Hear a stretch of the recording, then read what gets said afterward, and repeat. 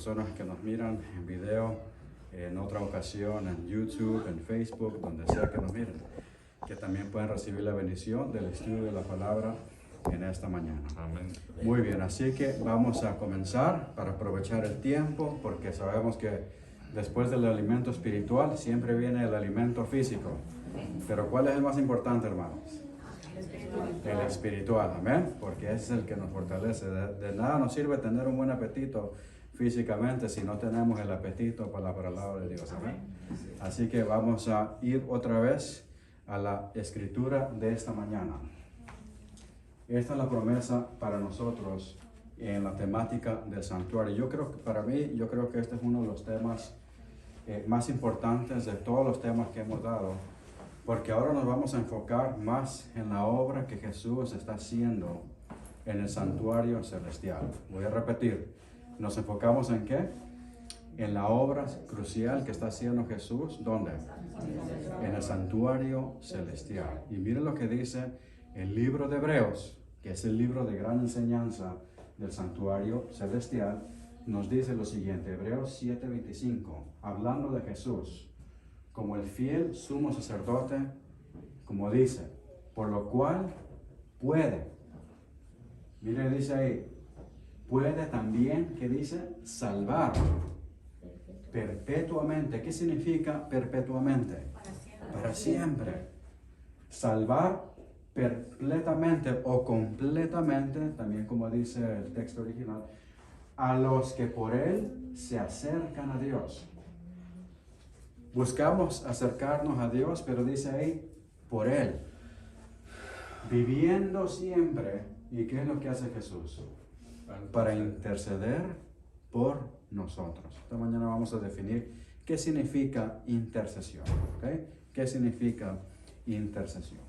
Muy bien, vamos a orar para comenzar la temática de hoy. Amantísimo Padre, Señor, te damos gracias nuevamente por este privilegio de estar aquí en tu casa de oración, Señor, que nos conecta al santuario celestial en tu día santo.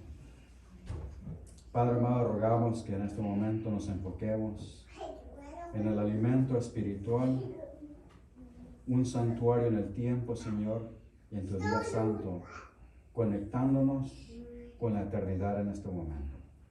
Al estudiar tu palabra, que nuestras mentes sean elevadas a lo alto, Señor, en tu presencia, para que cuando comience una semana nueva, Señor, no vivamos para el mundo, sino que sigamos viviendo para ti. Amén. Fortalece nuestra vida, Señor, nuestra alma, a través de tu palabra. En el nombre de Jesús. Amén. Amén. Amén. Bien, como hemos dicho, estamos dando esta bonita serie del santuario. Ahora este es el tema número 6. Ya estamos llegando a la conclusión de nuestra serie. Hoy nos enfocamos en el altar de incienso. Y hemos tenido una bonita jornada acerca del santuario terrenal. ¿Ven? Y cómo el Señor ha establecido un panorama, una ilustración, algunas personas lo ponen de esa manera, del plan de redención visual a través del tabernáculo, que lo vemos desde el tiempo de Moisés y luego llegó a ser parte del templo de David y luego el segundo templo, en el tiempo también para el tiempo de Jesús. Y bueno, el terrenal ya sabemos que llegó a su fin. ¿En qué año? ¿Qué pasó? En el año 70, ¿verdad? Cuando las tropas romanas, ¿verdad? A través de Tito llegaron y saquearon a Jerusalén. Y desde ese entonces ya no tenemos el templo terrenal. Pero recuerde, por eso la Biblia nos preparó, ¿verdad? A través de la inspiración del libro de Hebreos, que debemos poner nuestra mirada en qué santuario. En el celestial, ¿ok? Muy bien, entonces a través de las escrituras ya hemos tocado estos temas. Hablamos del altar de sacrificio desde el principio, desde el tiempo de Adán y Eva hasta el tiempo de Moisés. Después hablamos de las diferentes imágenes de los sacrificios que revelan un aspecto diferente del sacrificio de Jesús. Diferentes imágenes. También hablamos acerca del lavacro, que fue un símbolo de Cristo, el que nos limpia de la inmundicia de nuestro pecado. También hablamos del pan, ¿verdad? Que representa a Cristo, el pan de vida, nuestra sustancia espiritual.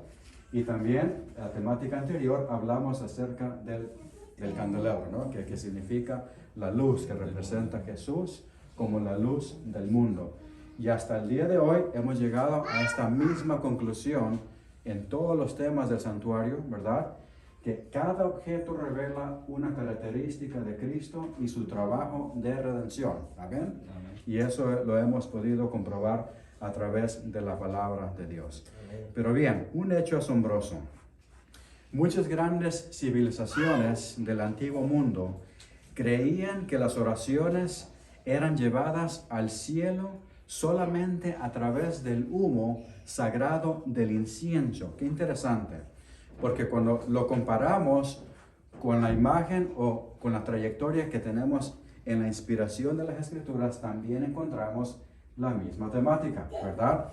Encontramos que en las Escrituras la imagen del incienso estaba estrictamente asociado con la adoración del santuario, pero también tenemos ejemplos cuando el mismo incienso se dedicaba también para la adoración pagana, pagan worship, como dicen. Pero bien, juntamente con esto hacemos la pregunta: ¿qué objeto especial fue puesto enfrente del velo del lugar santo?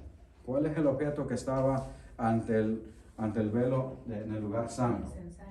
Y es ni más ni menos que este que ven aquí. Esta es una ilustración que se asemeja a lo más posible de cómo la Escritura lo describe, que este es el altar de incienso. Como ustedes ven, es completamente cubierto de oro, y esos palitos que los usaban para transportarlo eran de palo de acacia, así que era específicamente diseñado tal como Dios se lo reveló a Moisés. Todo lo del santuario, hermanos, no tiene ningún elemento humano. Así como lo construyeron, así es como Dios se lo reveló a Moisés. Qué interesante. Estamos viendo lo visual de cómo Dios, el pensamiento de Dios, ¿verdad? Inspirado con Moisés, y entonces fue visualizado en estos objetos. Estos objetos eran muy importantes, hermanos. Sin el ministerio del incienso, escuche bien, ningún sacrificio podía tener efecto en el santuario. Se podía hacer cualquier expiación, pero sin el ministerio del altar de incienso no tenía ningún efecto. Era crucialmente necesario que se juntase con este ministerio, con este objeto. De la misma manera, hermanos, tenemos varias disciplinas en nuestra jornada cristiana que son crucialmente necesarias. Tenemos el título de cristianos, pero si no tenemos las disciplinas como cristianos de estas, entonces estamos fallando. Número 1, pasando tiempo con Cristo. ¿Y qué significa pasar tiempo con Cristo, hermanos? Pasando tiempo con Cristo a través de ¿qué? En la oración, a través de su palabra, viniendo a la iglesia, compartiendo nuestro testimonio. Todo eso es parte de lo que tiene que pasar. Es crucial que hagamos esas cosas si queremos mantener una relación con Cristo. Amén. Amén. Si nos falta cualquiera de estos, entonces perdemos lo que verdaderamente significa ser un cristiano de fe, lo que significa tener una relación de fidelidad con Dios. Entonces, ese era uno de los grandes propósitos del altar de incienso en el santuario, que nos recuerda que tenemos que sazonar nuestra experiencia con la intercesión de Cristo. En este caso, ¿verdad? En el antiguo santuario era el sacerdote, ¿verdad? Pero era una representación ¿de quién? De Cristo. No solamente el sacrificio, sino también el sacerdote. Todo eso era representativo de lo que Cristo ha hecho y está haciendo por nosotros. Por lo tanto, en la temática de hoy, hermanos, nos estamos enfocando más bien en el elemento de la oración, pero específicamente en la oración intercesora. ¿Okay? ¿Y qué significa la oración intercesora? Significa un ruego de urgencia, alguien que toma nuestro lugar para representarnos. En este caso, Cristo, en forma urgente, nos representa. ¿Por qué? Porque nos quiere salvar. ¿Amén? En pocas palabras, cuando oramos, nuestras oraciones se juntan con las oraciones de Cristo. Y para que cuando lleguen ante el Padre son exactamente sazonadas de la gracia, de la misericordia y el amor de Dios. Amén. Para que nuestras oraciones sean escuchadas. Es interesante, hermanos, que en las Escrituras cada reavivamiento comenzó ¿con qué? Con la oración, con las invocaciones que se hacían ante Dios. ¿Me pueden dar varios ejemplos donde encontramos invocaciones especiales de reavivamiento? ¿Cuáles son algunas? El Pentecostés, ¿qué estaban haciendo antes del Pentecostés? Por varios días, ¿verdad? Estaban en el aposento. En el Antiguo Testamento tenemos la oración de Nehemías, ¿recuerdan? Nehemías capítulo 8 y 9, se hacía una invocación especial dedicándose a Dios. En el libro de Daniel, Daniel capítulo 9, encontramos a Daniel haciendo ¿qué? Exacto, rogando, pidiéndole a Dios.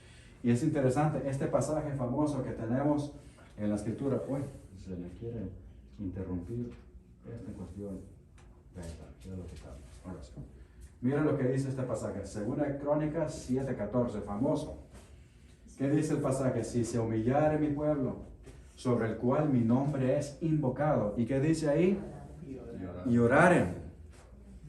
Y buscar mi rostro, que eso es lo que significa la oración, es básicamente buscar el rostro de Dios.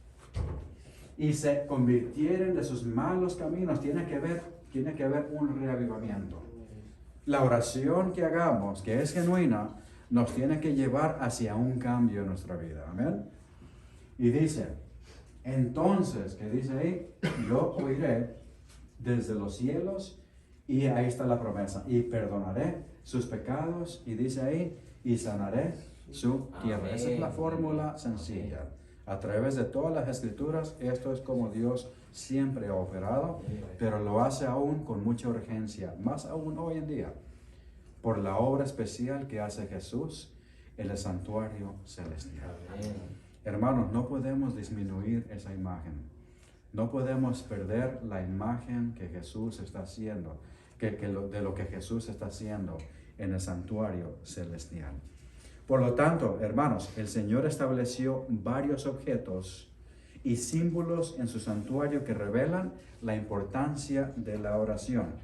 De hecho, en los evangelios, en muchas ocasiones encontramos a Jesús haciendo ¿qué? ¿Qué es lo que hacía Jesús?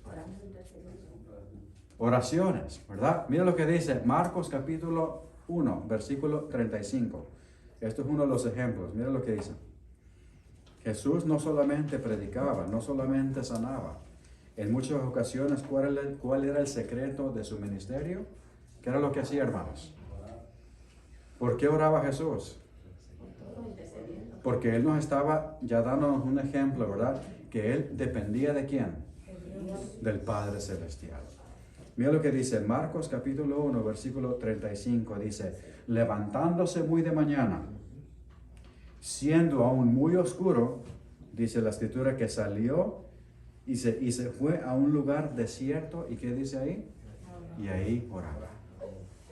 No era necesario porque Jesús y el Padre son uno, pero sí lo mostraba como una necesidad porque Jesús en su humanidad, ¿qué nos estaba mostrando? Que Él dependía estrictamente ¿de quién?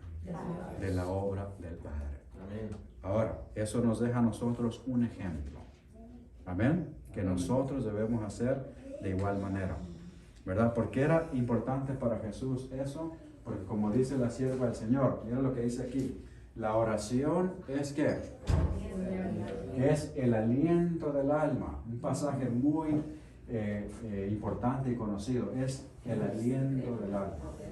Es decir, sin la oración, nuestra vida espiritual muere. ¿Okay? Dice, es el secreto del poder, ¿qué dice ahí? Espiritual. No puede ser sustituida por ningún otro medio de gracia. Es importante que notemos ese renglón. Esta es la única forma de conectarnos con el cielo y es a través de la oración. ¿Y cuántas veces, hermanos, hemos encontrado en el camino de la vida cristiana que siempre estamos buscando sustituto, siempre estamos buscando una manera diferente de cómo uno piensa que debe caminar con Dios. Cuando tenemos claro que solamente a través de estas formas nos llegamos a Dios. Y dice ahí, y conservar, sin embargo, que dice ahí, la salud del alma. Sigue diciendo el pasaje, la oración, mira lo que dice ahí, pone el corazón, dice, de inmediato contacto con la fuente de la vida. Amén. Amén. Y dice, y fortalece los tendones y músculos de la experiencia religiosa. Así que si usted se encuentra en algún momento donde usted no se siente con el ánimo, se siente desanimado, de pronto no tiene el interés de estudiar la palabra de Dios, ¿qué es lo que está fallando ahí? Posiblemente está revelando de que usted no se está conectando como debería. ¿Con quién? Con Dios a través de la oración. ¿Debe ser complicado esto, hermanos? No. Jesús lo ha facilitado para que nosotros inmediatamente nos conectemos con el Padre Celestial. Por lo tanto, ¿cuál fue el uso especial del altar de incienso y cuál es su significado especial hoy en día? Muy bien, vamos a abrir nuestras Biblias en el libro de Éxodo capítulo 30, es donde encontramos la historia del altar de incienso. Mira qué bonito diseño nos dio Dios a través de Moisés. Y mira lo que dice la escritura. Vamos a ver. Así que todos, por favor, lleguen a Éxodo capítulo 30, porque lo vamos a leer de la Biblia. No todo el tiempo lo tenemos en la pantallita, así que es importante que abran su Biblia. ¿Amén? Perfecto. Muy bien. Aunque algunos de nosotros podamos tener una versión diferente, pero la palabra de Dios es igual. Dice, mira lo que dice Éxodo capítulo 30. Vamos a leer del versículo 1 al 10, donde se nos da la descripción de este objeto especial, el altar del incienso. Mira lo que dice ahí. Y luego vamos a brincar al versículos del 34 al 38. Dice, harás asimismo un altar, dice ahí, para quemar el incienso. Y ahora mire, dice, de madera de acacia lo harás.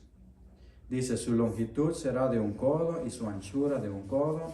Será cuadrado, ¿verdad? Como lo hemos visto en la imagen. Dice, su altura, dos codos, y sus cuernos serán parte del mismo. Nótese que también este altar tenía cuernos. ¿Dónde más hemos visto los cuernos? No tanto así, hermano. Dentro del contexto del santuario. ¿Dónde más hemos visto? Pero ¿en qué objeto? Recuerden, hermanos. ¿Dónde hemos visto 4 cuernos?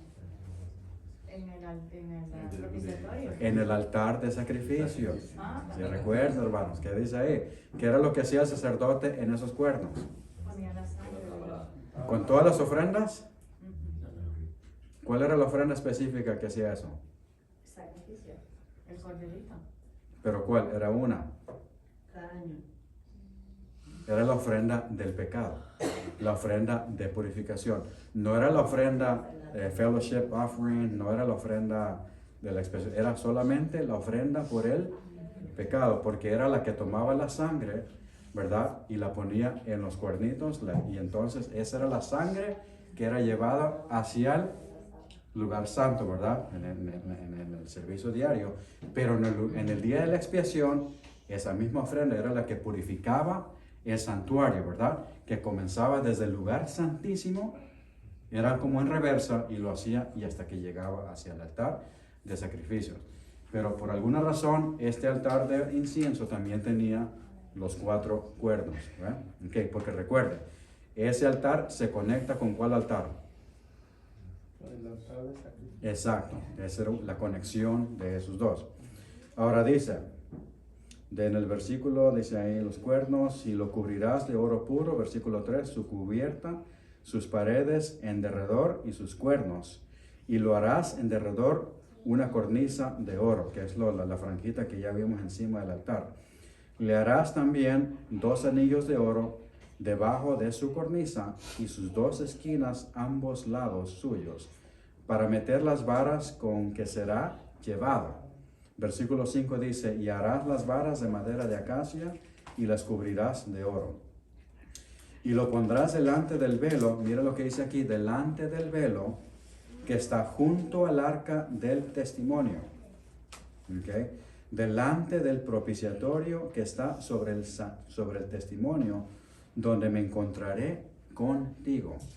Mire qué interesante que el objeto, ¿verdad? El altar de incienso era lo que hacía ya la conexión de nuestras oraciones, de nuestro perfil a través del sacerdote ante la presencia de Dios. Hermanos, ¿era importante el altar de incienso, sí o no? Sí. Crucialmente. Por esta misma razón, porque dice ahí, que dice, donde yo me encontraré, ¿qué dice ahí? Contigo. Y dice, versículo 7, y Aarón quemará incienso aromático sobre él. Cada mañana, cuando aliste las lámparas, lo quemará.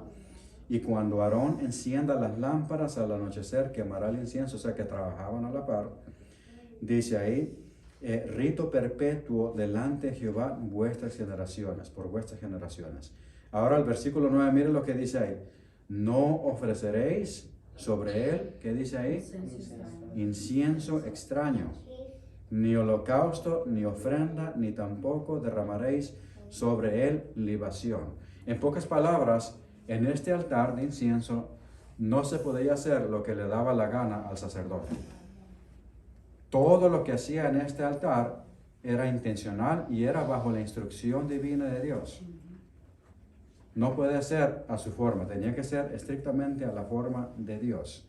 Y versículo 10 dice, y sobre sus cuernos hará Aarón expiación una vez en el año con la sangre del sacrificio por el pecado para expiación. Ahí está, por eso es el propósito de los cuernos. Una vez en el año hará expiación sobre él por vuestras generaciones. Y dice ahí, será muy santo a Jehová. Ahora mire lo que dice, vamos a brincar al versículo 34, acerca del incienso. Mira lo que dice el pasaje acerca del incienso. Cuán importante era el incienso. Versículo 34 dice, dijo además Jehová a Moisés, toma especias aromáticas, estacte y uña aromática, dice, y gálbano aromático e incienso puro de todo en igual peso. Y harás de ello el incienso, y mire lo que dice ahí, un perfume, o sea que es un aroma, según el arte del perfumador, bien mezclado, puro, y ¿qué dice ahí? Era santo. Este era un perfume santo. Dice, versículo 36, y lo molerás parte de él en polvo fino, y lo pondrás delante del testimonio del tabernáculo de reunión, donde yo me mostraré a ti. Y miren lo que dice el versículo. Esta es una palabra que casi no la encontramos en la Biblia. Es muy rara esta palabra, pero se encuentra en este pasaje. Dice, yo me mostraré a ti, os será cosa santísima. Mire qué interesante, no dice la palabra será cosa santa o será cosa sagrada. Dice la palabra santísima. ¿Por qué? Porque es el último objeto, hermanos, del lugar santo que se conecta con el lugar santísimo. Mira qué interesante, ese es la unión, ¿verdad? Y dice aquí, dice, como este incienso harás. Ahora mire la advertencia. No os haréis otro según su composición. Te será cosa sagrada para Jehová. Cualquiera que hiciere otro como este para olerlo. Mire lo que dice, ¿cuál fue la advertencia? Será cortado de entre, ¿qué dice ahí? Su pueblo. Así que era una advertencia. Cuando Dios pide que se haga algo a su manera, tenemos que hacer caso. Porque por alguna razón Dios da la instrucción de tal manera. ¿Verdad? Él no lo pidió de otra forma.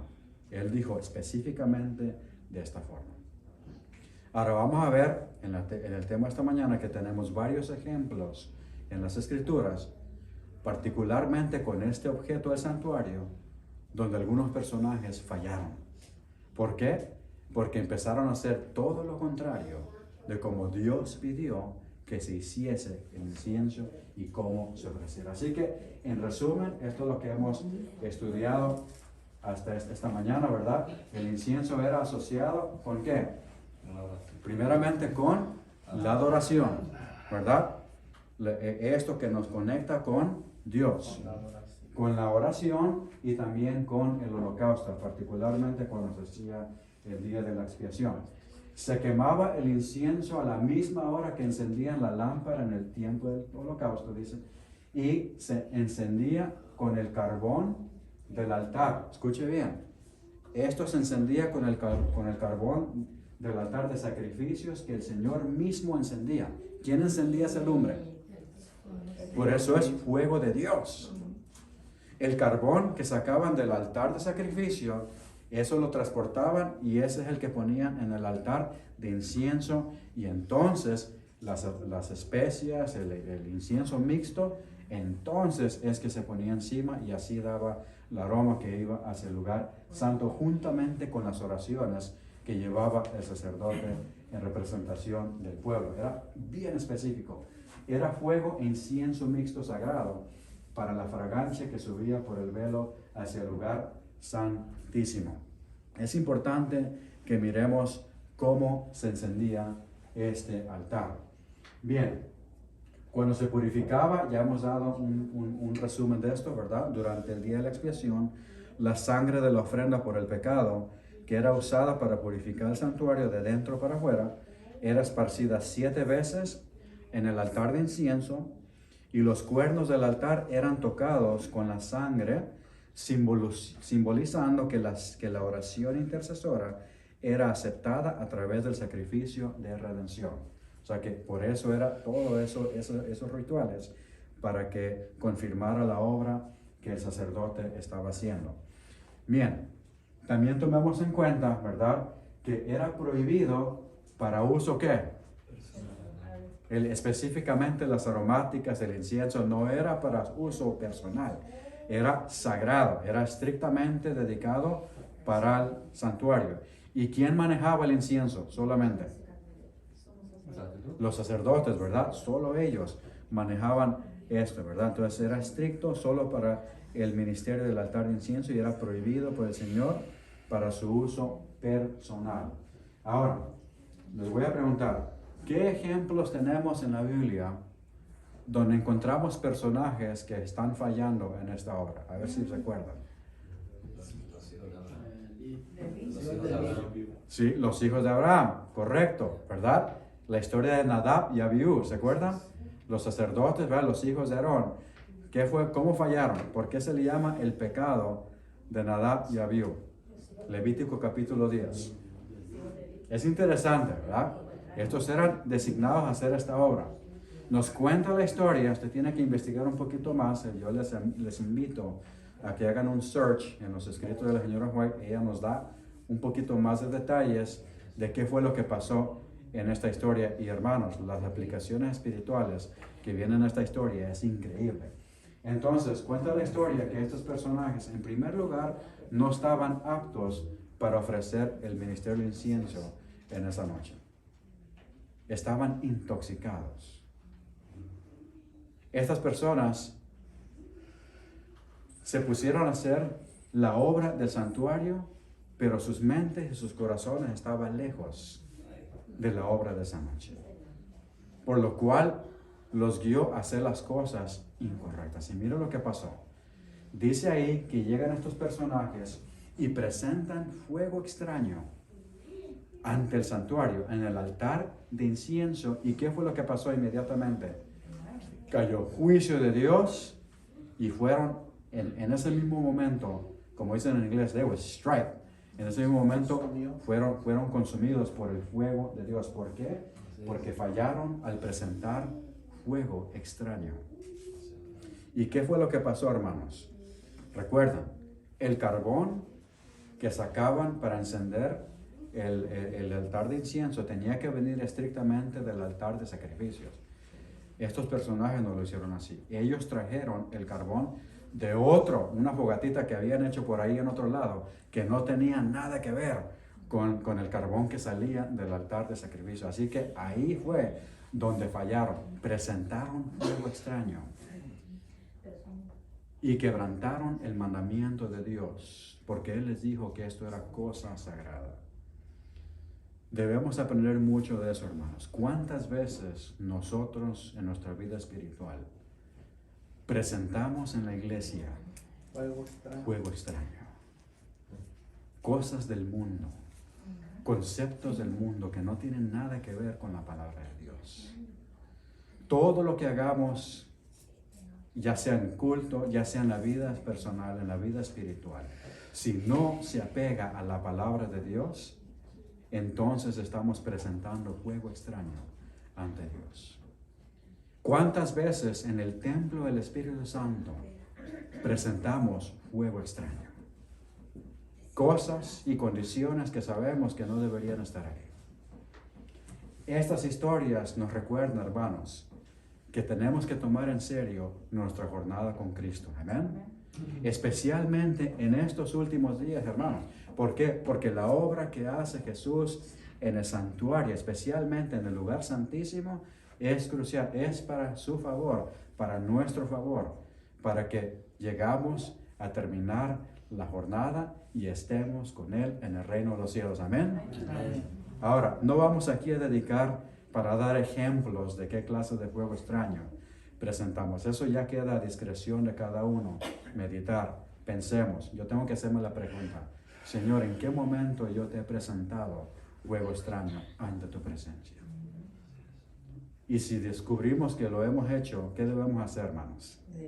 Arrodillarnos, arrepentirnos y pedir que la sangre expiatoria de Cristo Jesús nos purifique y nos limpie de toda maldad. Amén.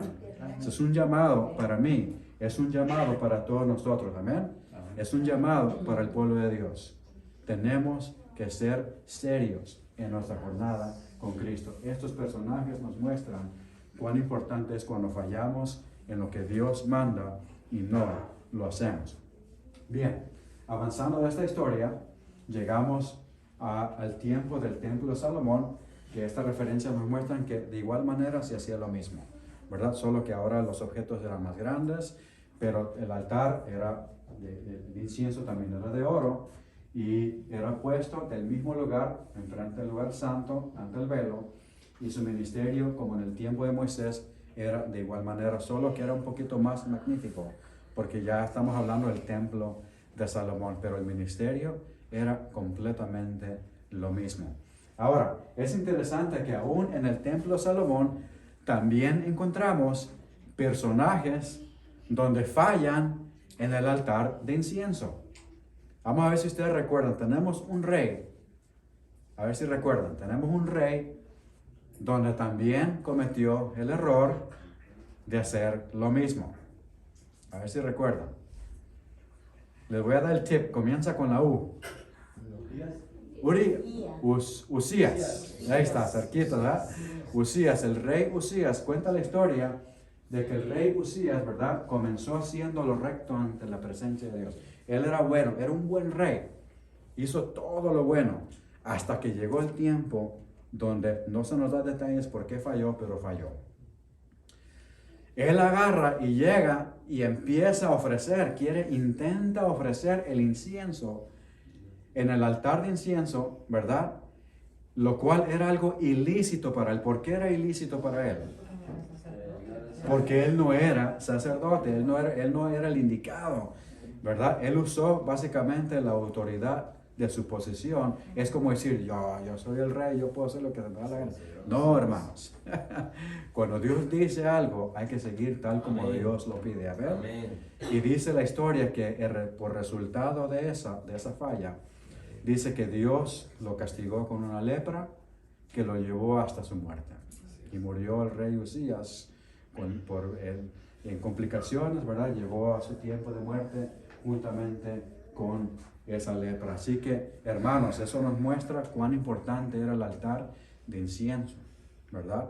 De igual manera que usted va a notar que cada objeto que se acerca más a la presencia de Dios, más crítico se hace la santidad, lo que representa. Usted recuerda, lo mismo pasó con el arca del pacto. ¿Recuerdan cuando estaban transportando en el tiempo de Josué, verdad? Que iban a tomar cuando tomaron la ciudad de Jericó.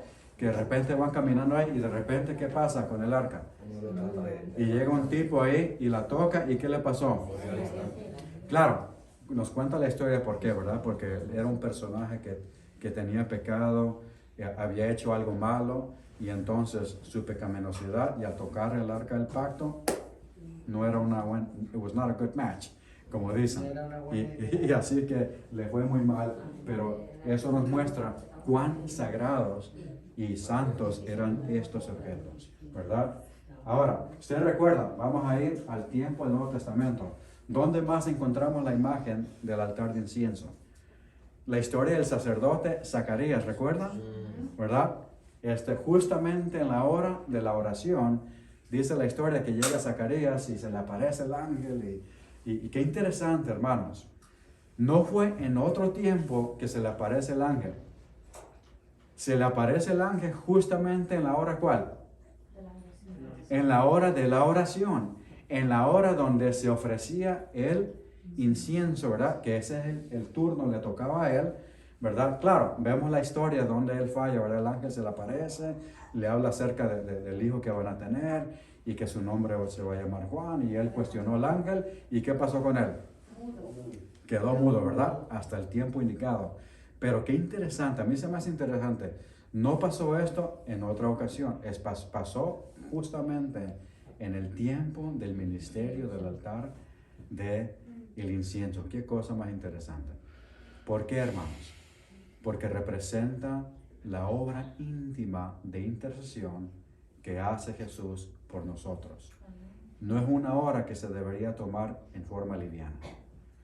Es una hora crucial, porque se está haciendo una obra por nosotros. Y mire qué interesante, tenemos nuevamente la importancia de este objeto. ¿Por qué? Porque llegamos a esta conclusión, hermanos. La obra del altar de incienso representa a Cristo como nuestro sumo sacerdote y su oración intercesora. Ese ruego que hace Dios por nosotros, Jesús por nosotros, dice, en el santuario celestial. Y aquí encontramos dos puntos muy importantes, ¿ok? Acerca de esta realidad encontramos dos puntos muy importantes. Aquí va el primero. En primer lugar, el incienso representa, ¿qué, hermanos? Las oraciones de los santos aprobados por la expiación de Cristo en nuestro favor.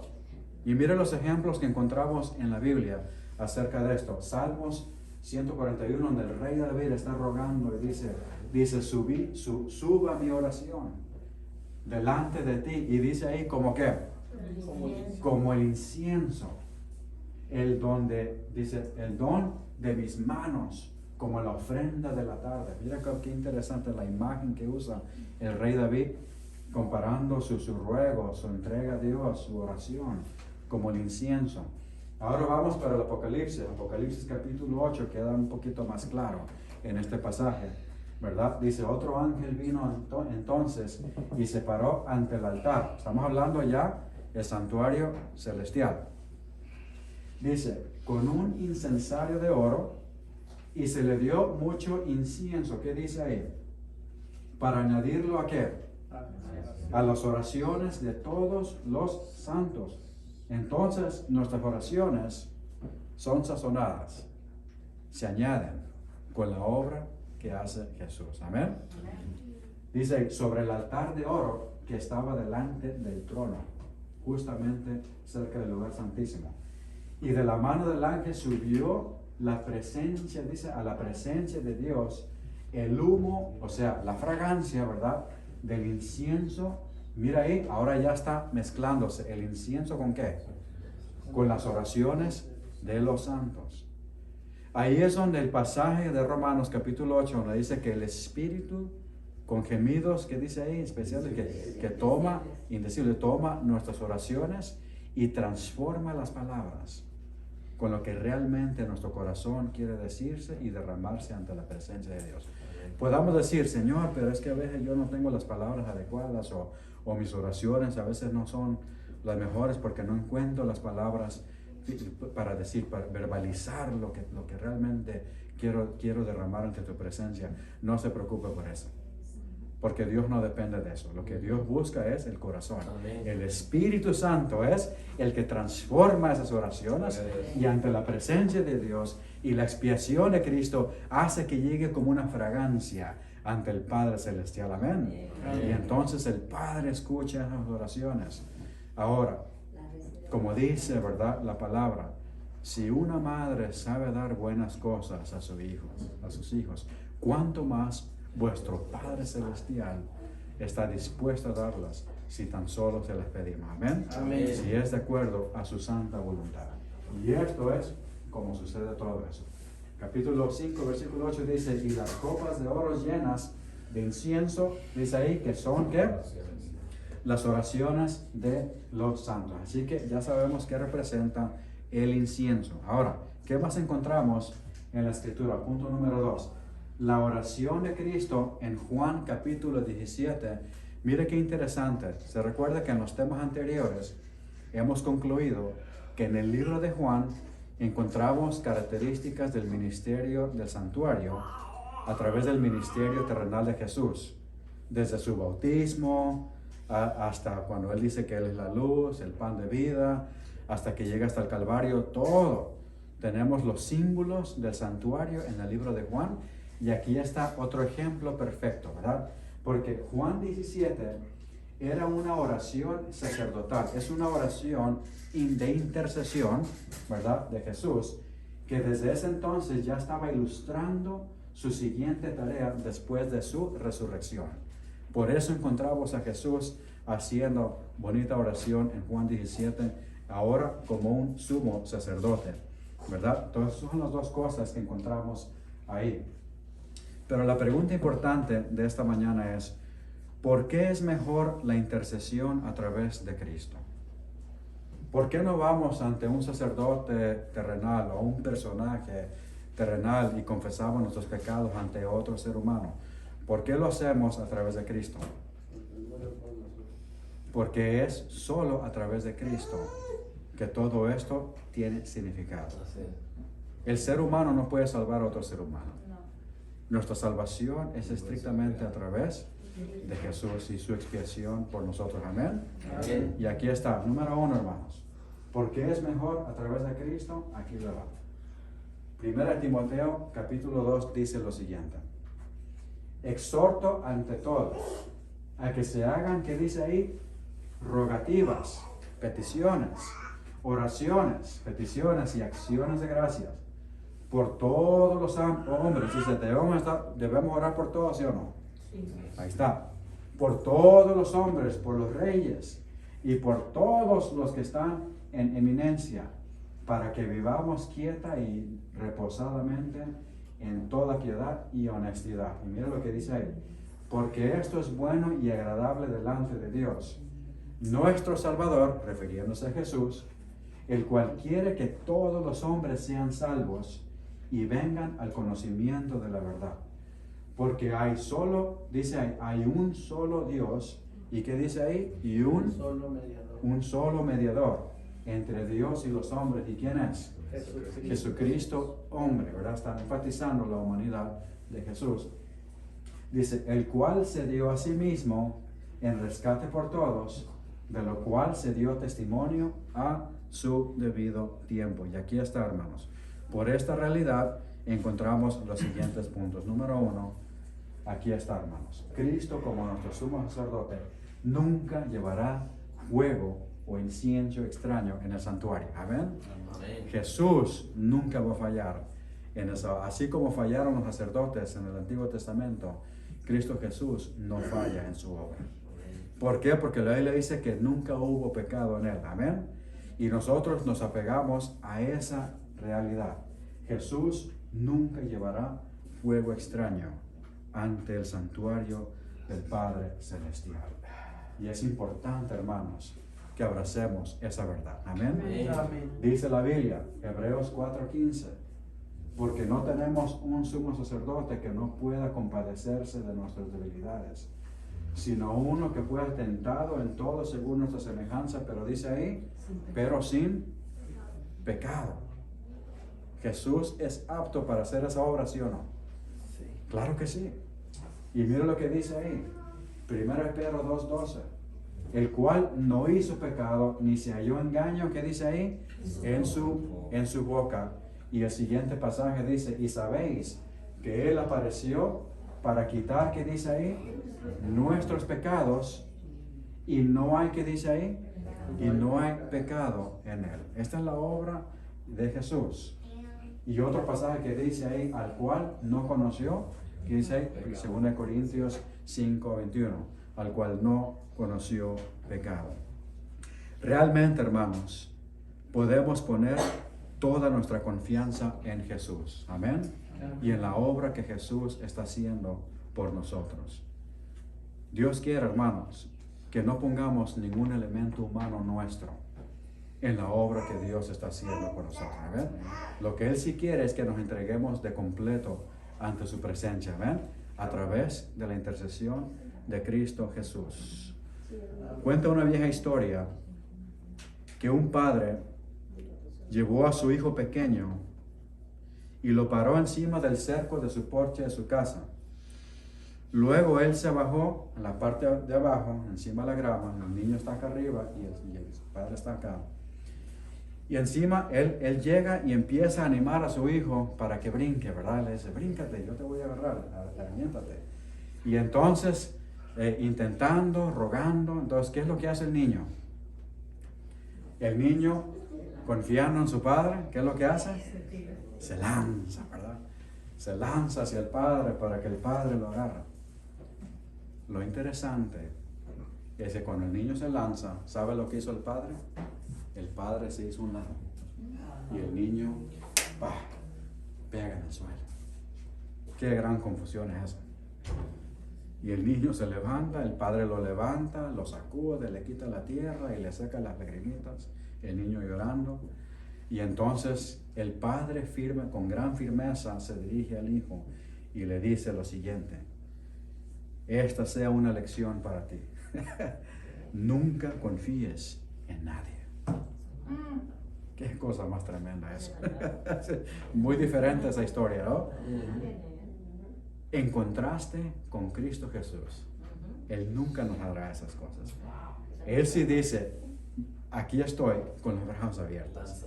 Sí puedes confiar en mí. Amén. Y en la obra que yo hago por ti. Amén. Amén. Es muy diferente cuando hablamos acerca del ministerio sacerdotal de Cristo Jesús para nuestras vidas. Amén. Bien, pero juntamente con esta verdad, hermanos, mira lo que dice la sierva del Señor en este bonito libro que se llama Evento de los Últimos Días. Mira lo que dice, página 225. Dice, ahora mientras que nuestro gran sumo sacerdote está haciendo propiciación por nosotros, dice, debemos tratar de llegar, ¿qué dice ahí? A la perfección, pero ¿en quién? No en la perfección de uno, sino en la perfección en Cristo. Dice ahí, nuestro Salvador no pudo ser inducido a ceder, ¿qué dice ahí? A la tentación, ni siquiera en pensamiento. Así como falló a Nadab y Abiú y el rey Usía, todos esos. Jesús no. Satanás encuentra en los corazones humanos alguna situación en que hacerse firme. Es tal vez algún deseo pecaminoso que se acaricia, por medio del cual la tentación se fortalece. Pero Cristo declaró, mire lo que Cristo declara. Al hablar de sí mismo, dice, viene el príncipe de este mundo. ¿Y qué dijo él? Mas no tiene, ¿qué dice ahí? Mas no tiene nada en mí. Satanás no pudo encontrar nada en el Hijo de Dios que le permitiese ganar la victoria. Cristo guardó los mandamientos de su Padre y dice ahí, y no hubo en él ningún pecado que Satanás pudiese sacar ventaja. Y ahora mire lo que dice el pasaje. ¿Cómo termina diciendo? Esta es que, hermanos, la condición en que deben encontrarse ¿quiénes? Los que han de poder subsistir en el tiempo de ¿qué, hermanos? De angustia. ¿Cuándo debemos empezar esa preparación, hermanos? Hoy en día. No cuando pase ese tiempo. La relación que tenemos con Jesús hoy en día debe fortalecernos y prepararnos para que cuando lleguemos en este día solo busquemos honrar el nombre de Dios. Amén. Eso es lo que debe pasar. Por la obra que está haciendo Cristo Jesús en el santuario celestial. Número 1, ahora número 2. Cristo, como nuestra ofrenda de expiación, ha confirmado su intercesión como el verdadero sumo sacerdote en nuestro favor. Como dice la Escritura, hermanos. Romanos 8:34. ¿Quién es el que condenará? Dice ahí, Cristo es el que murió. Mas aún el que también, ¿qué dice ahí? Resucitó. El que además está a la diestra de Dios. Ahí está, a la diestra de Dios. El que también, dice ahí, intercede por nosotros. Jesús no está en una nube sentado, tocando una arpa, haciendo ahí solo pasando en el cielo. No, Él está haciendo una obra especial en este momento por nosotros. Y ese momento cierra para nosotros ya sea en 2 ocasiones. O cuando nos llegue la muerte, o cuando se cierre la gracia, ¿verdad? Cuando llegue la muerte o se cierre la gracia.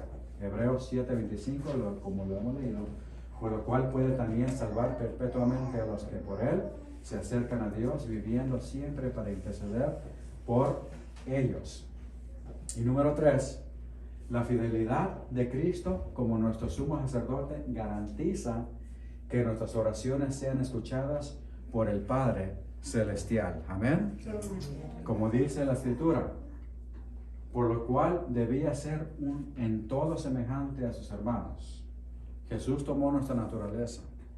Podemos confiar en la obra que Él hizo y está haciendo. Para venir a ser misericordioso y fiel, dice ahí, sumo sacerdote. En lo cual a Dios se refiere, para expiar, ¿qué dice ahí? ¿Por qué lo hizo? Para poder expiar, dice, los pecados del pueblo, para poder salvarnos a usted y a mí. Hebreos 4 dice lo siguiente: por lo tanto, teniendo tan gran sumo sacerdote, que traspasó los cielos, Jesús, el Hijo de Dios, retengamos nuestra profesión. Y dice ahí, acerquémonos pues, con temor, ¿qué dice ahí? Confiadamente al trono, ¿qué dice ahí? De la gracia, para alcanzar misericordia, ¿qué dice ahí? Y hallar gracia para el oportuno socorro. ¿Por qué, hermanos? Porque Jesús lo ha cumplido. Jesús ha cumplido su misión y eso es lo que hace que nosotros nos podamos acercar ante el trono de la gracia. Amén. Como dice el dicho, la distancia corta entre el problema y la solución es la distancia entre tus rodillas y el suelo. Cuando nuestras rodillas tocan el suelo, estamos automáticamente conectados al Wi-Fi de la oración. Y entonces, ¿qué hacemos? Nos conectamos con el cielo. Amén. Y buscamos la presencia de Dios en oración. Es la voluntad de Dios, hermanos, que entremos confiadamente ante su trono de gracia a través de Cristo como nuestro sumo sacerdote. Debemos adorarle y elevar nuestras oraciones hacia Él y hacer de su intercesión a nuestro favor algo efectivo en nuestras vidas. Por lo tanto, ¿cuánto le queremos decir? Señor, gracias por la obra que estás haciendo en el santuario celestial. Gracias por esa obra expiatoria, que por la obra de intercesora de Cristo Jesús, nosotros podemos llegar ante el trono celestial. Amén. Confiadamente por la sangre de Cristo Jesús. ¿Ese es tu deseo esta mañana? Amén. Amén. Gloria a Dios. Amén. Todo lo del santuario es acerca de ¿qué? De Jesús y su obra por nosotros. Nuevamente hemos podido cumplir con este objetivo de nuevamente decir que todo se aplica a Cristo Jesús, las cosas que hemos aprendido a través de su palabra, y ya hemos repasado todos estos objetos, y ahora nos queda uno más, que es el más importante de todos. ¿Cuál es? El arca del pacto, que se encuentra ¿dónde? En el lugar santísimo. Vamos a hablar acerca de este gran objeto que representa, que se encuentra y por qué es importante, aún especial, es definitivamente en estos últimos días. ¿Okay? Vamos a inclinar el rostro para orar. Amantísimo Padre, Señor que estás en los cielos, te damos gracias por estar con nosotros en esta mañana. Nos elevaste, Señor, ante tu presencia hemos podido estudiar tu palabra. Y ahora rogamos, Padre, que todas estas cosas que hemos aprendido, que las llevemos a nuestros corazones, para que siga siendo esa obra especial en nuestra vida diaria. Que en esta tarde podamos meditar, reflexionar en estas cosas. Y que esto nos lleve, nos dirige a investigar más las Escrituras en esta semana, tal vez más acerca de este tema que hemos estudiado, para aprender más de ti, Señor, y aprender más cosas. Prepáranos, Padre, porque sabemos que los tiempos pasan rápido y debemos estar listos para encontrarnos con nuestro Dios. Gracias te damos porque a través de Cristo Jesús todo eso es posible y será posible. Y si fielmente terminamos las jornadas por la obra que Jesús está haciendo por nosotros en el lugar santísimo en esta hora. Gracias, Padre. Todo esto lo pedimos y agradecemos en el nombre de Jesús. Amén y amén. Vamos a concluir nuestra experiencia de esta mañana con el himno 370.